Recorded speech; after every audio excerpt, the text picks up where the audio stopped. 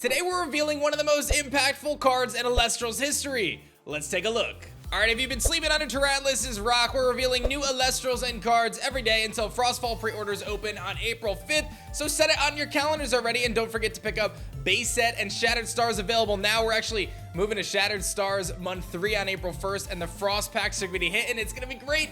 But let's talk about some new Elestrals, and this is one of my absolute favorite new Elestrals, and I think it's going to change and shake up the metagame for not just Frostfall, but for sets to come.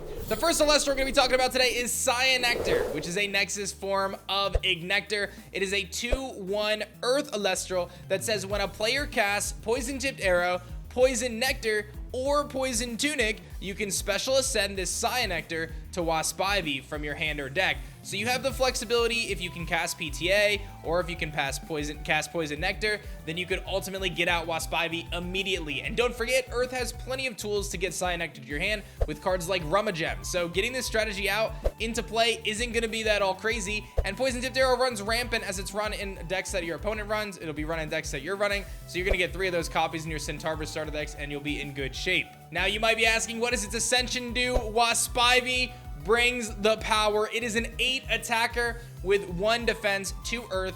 When this Waspivy is destroyed in battle, an opponent must expend 3 spirits. So if somehow you manage to knock it out, you're taking some big damage, and one of the best ways to out Waspivy is to change it to defense position and take it out. But its effect takes it to another level, as we have a new word in the game. This Waspivy is unaffected by opponent's counter runes if it ascended from Cyanectar. That is point blank the effect, and that lasts as forever, as long as Waspivy is on the field and it was ascended from a Cyanectar. And that doesn't just mean the special ascension from Cyanectar, that can also mean a regular ascension. So if you play Cyanectar, keep it alive for a turn, you can normal ascend into it and still get Waspivy's protection effect against counter runes. And when you are unaffected by counter runes, that means they cannot touch you. That means you cannot be shifted position by Tsunami. It means you can't be Shield of Achilles.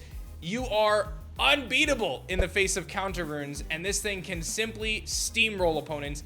It is so good. But now the question is, how does this all come to fruition? Because you know about Poison Tipped Arrow, but you don't know about Poison Nectar, and you don't know about Poison Tunic. So let's talk about those. The first up is Poison Nectar. This is a brand new counter rune that can use any Elestral spirit, and it says that this Poison Nectar can only be cast when an opponent activates a card effect that draws a card.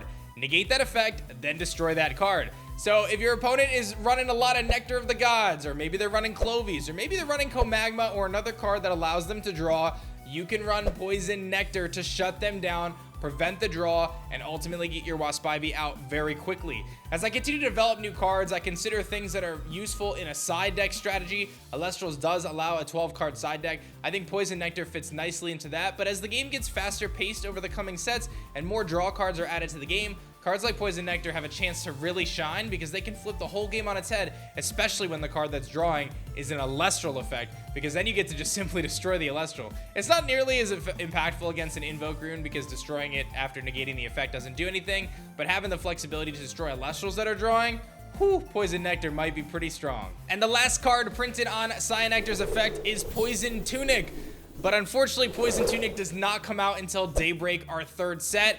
That is where this strategy gets even stronger. So for the time being, you'll have both Poison Nectar and Poison Tipped Arrow to activate that special ascension clause.